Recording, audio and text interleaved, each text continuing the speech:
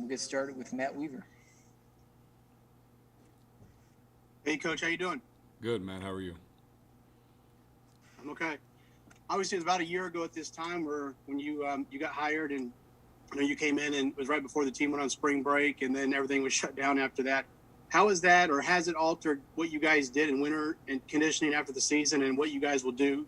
Or you have been doing since coming back here in the spring and going forward? I mean, has it altered what you normally do, or is it just kind of same thing as usual? Yeah, it's a good question. I think it obviously altered what we did last June and July, and then with the season. I think we all altered a lot of things in the season. But it hasn't altered too much the plan for January. We started in the middle of January up until now. We're 4 weeks in to our to our winter program here, and have made a lot of progress. A lot of progress has to be made here in the next 2 weeks before spring ball, and then a lot of progress thereafter. But as far as alterations based upon 2020, not much was altered, thankfully, here in 2021. All right, we'll do John Blau, then Tom Brew. Just because of how strange the last offseason was, how much would you say you're kind of quote-unquote behind in terms of these guys and their development plans? I mean, how much makeup is there to do, especially with the freshmen who didn't really have a normal offseason? Yeah, it's. I think I've always felt behind. I've been doing this 25 years, and I don't think there's a year I haven't felt behind. I always feel like we're playing catch-up just because the goals that we have for our players, physically, mentally, physiologically, are always lofty, right? And so we always feel like we're behind a little bit in some regard, and this year's no different. Obviously, I think all of us as performance programs at every school feel that pressure that we're behind, just simply because of the lost time last year. Having said that, that's behind us, and so all we can do is push forward. We got spring ball here in 2 weeks, and I think, for me, I look at, every day is so valuable, and I tell our players this all the time, and we don't have an opportunity, we don't have the luxury of just wasting time and wasting a day, so we've got to be locked in every day we come in. And we've had 4 great weeks, but we've got to get a lot done here in the next couple of weeks. All right, Tom Brew, then Kevin Broccoli. Hey, Coach, I know everybody's got a different individual plan with their workouts for each kid and such, but has that been a big part of the catch-up process too, of just getting to know everyone better?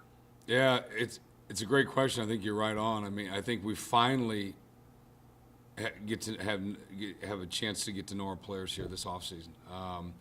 And as you mentioned, we do individualize a lot within our training, and typically we work in 2-week blocks here, and so we identify the rate limiters to performance, and that's kind of how we operate. What are your deficiencies right now? What are the greatest rate limiters to performance, whether those are speed, strength, power, isometric strength, eccentric strength, whatever that is. We identify those very quickly, which we did with all of our players.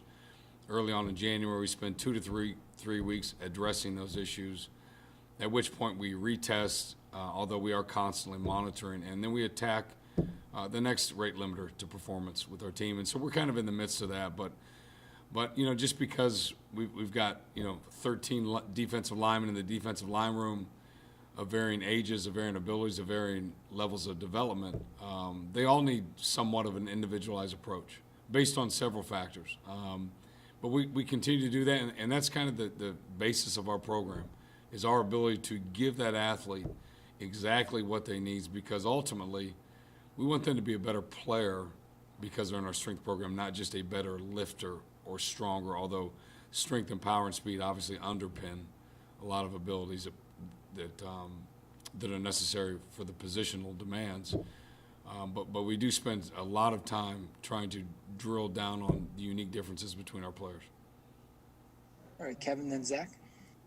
Yeah, Coach, what role are you taking in Mike Penix's rehab process and the uniqueness of coming off a second torn ACL? What's been your experience in terms of, your years as a strength coach in college and the pros? And what kind of strategies do you try to employ with regards to that? Yeah, certainly unfortunate for Mike, but we're all looking forward. And, the medical staff has done a fantastic job with Mike. Mike has done a fantastic job of really just locking in to the daily disciplines associated with coming back from that, because we know that there are good days and there are some bad days. And so just pushing through those bad days and celebrating those small wins on his road to recovery.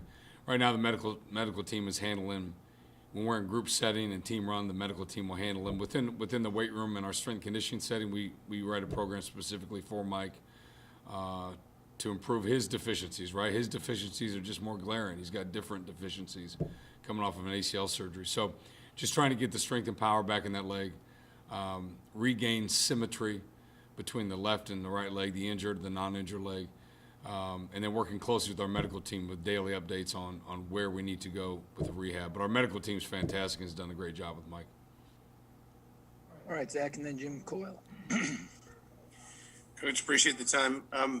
Kind of going back to maybe some of what you've learned in the last 12 months, I imagine there's things that everybody's had to maybe adjust to that nobody will ever want to have to again, maybe some things that have changed the way you'll do things even going forward. I mean, maybe what are some of the specific things that maybe from your day-to-day doing of your job, you've had to say, I've got to find a different way to do this because of restrictions or safety guidelines or whatever. And are there any things, kind of on that list that maybe you'd pick up and say, actually, I might kind of keep this with me even as we get to the other side of this, whenever that is? Yeah, I think the first thing you learn, early on we learned just kind of different ways of operating, right? And it forces, like you mentioned, forces me as a coach and us as a strength conditioning staff to just approach our job a little bit differently. Whether it's the 2 weeks we had a couple of times there where we were quarantined for a couple of weeks, how to communicate with players when they're not in person, right? How to address their needs when they're at home, both from a physical standpoint and a mental standpoint. I think we'd be remiss as strength conditioning performance coaches if we didn't admit that certainly we learned things physiologically about our players, right? We didn't have, typically you've got a long calendar year to get guys ready for the demands of the game. And this year was not the case. And so I think it forced me, I know, as a strength coach to think outside the box a little bit and try to do, how do we do a better job than every other university, given the same constraints with, hey, we've got 4 or 5 weeks to prepare our players for training camp, for instance. It kind of forces you to think outside the box, and really, I think it forces us to have a much more clear, singular focus with our players. And what I mean by that is I think that while none of us want to ever make mistakes in training our athletes, there are times when maybe we the speed training program is a little bit too long. We should have gone 3 weeks instead of 4. We should have gone 5 instead of 6. And so I think we learn something every year about the conditioning level of our athletes, about the how quickly they respond to the stimuli, whether it's strength or speed or power.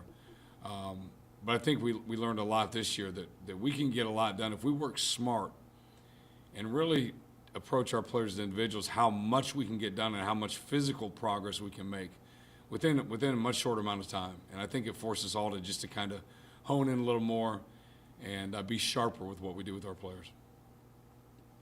All right, Jim, and then Rick Bozich.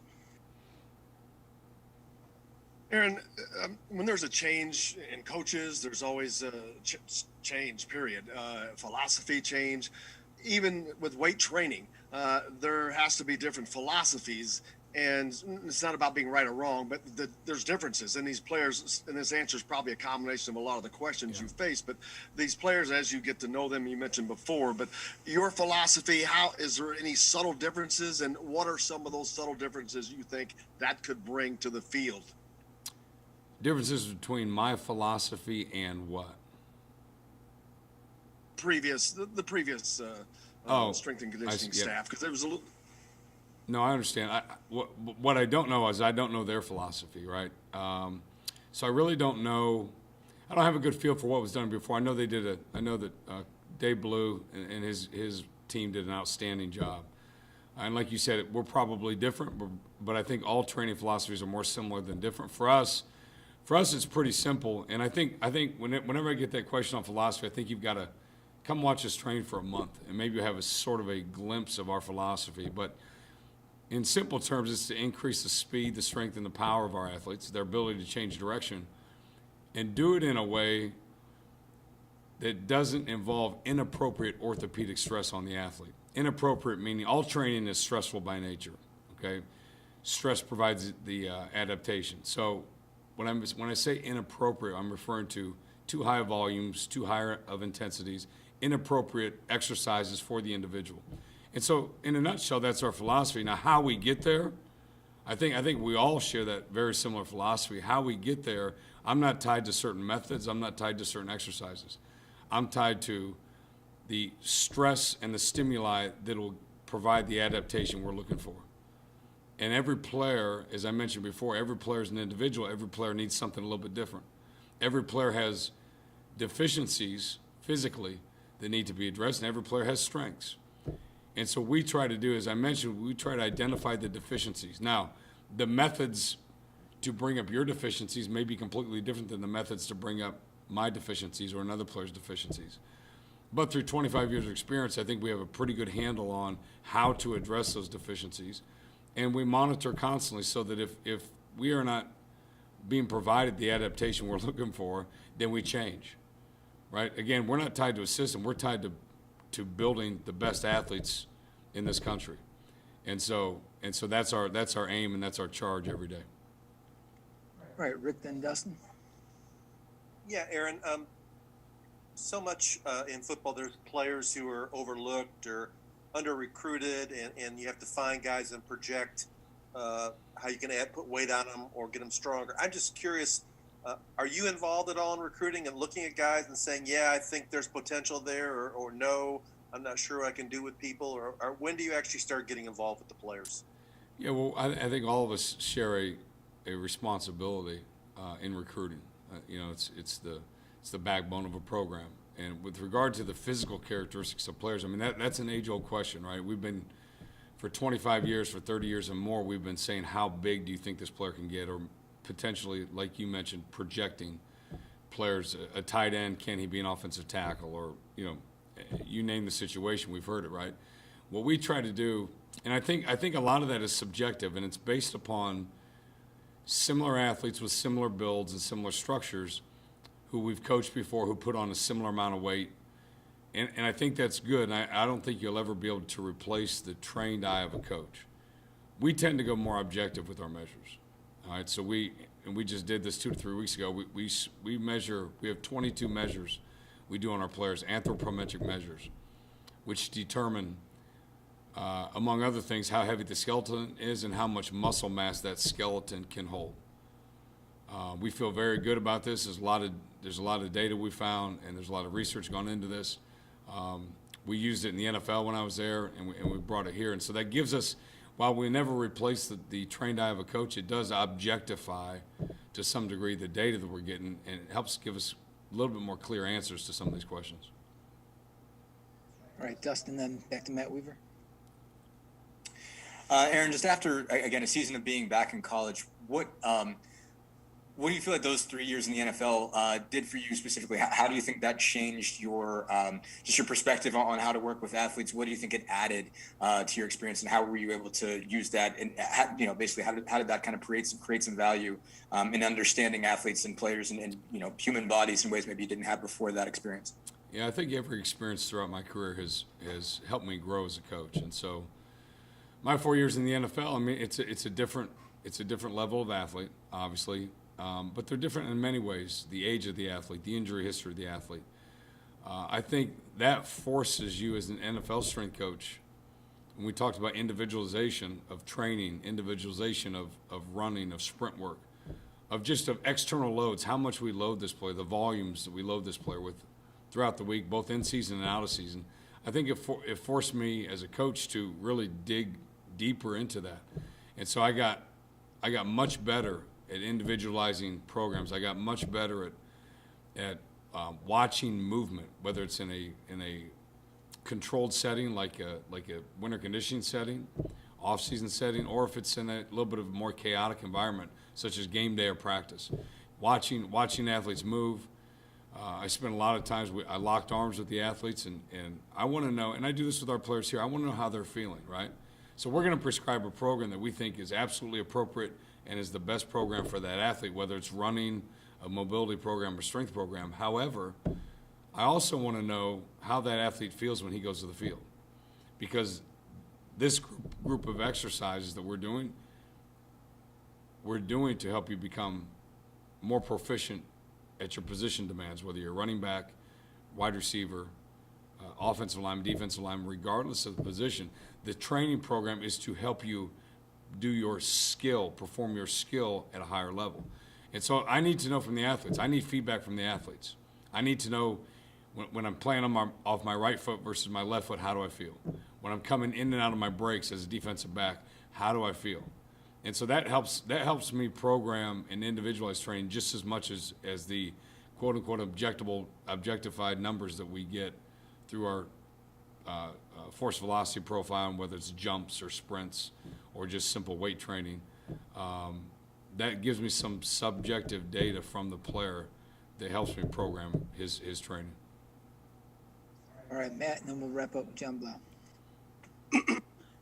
Coach, you guys got 7 newcomers that came in as mid-year enrollees. 4 high school guys and 3 transfers. Just how are they doing?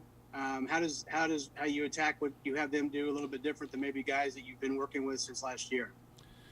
Yeah, these guys they've been outstanding. All 7 of these guys came in ready to go. They're all hard workers, great additions to our program, great fit culturally, great work ethic on these guys. I've been pleasantly surprised how they came in. Now, with regards to their training versus others, we all start off in January a little more general than we would in June. We're all coming off a season. We all came off a bowl game and 2 to 3 weeks off. So the program for those guys started general, like our players did, until we were with them for a week, 7 to 10 days, and we're able to get some performance measures and find out where to direct their training. So they started off very similar to the rest of our players when they got here in January. All right, John. Circling back to kind of Kevin asked a little bit about Mike Penix, but I mean, how much have you been able to develop a relationship with him, and a guy who has been through so much in terms of injuries and obviously a second knee injury? Like, what about Mike and what you've learned about him tells you that he's someone who's going to be able to kind of overcome this, push through this, and get back to 100%? Well, he's a competitor, and guys who love the game like Mike and guys who are competitors always find a way to get themselves ready to go. And Mike's no different. Mike wants to be great. Mike is a really good player. Wants to come back from this even stronger than he was prior to the injury, and that's a common trait amongst competitive athletes who love their sport, who love what they do.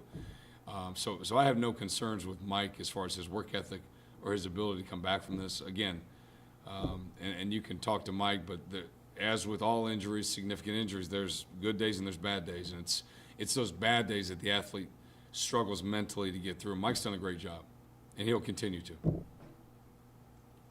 right, thank you, Aaron.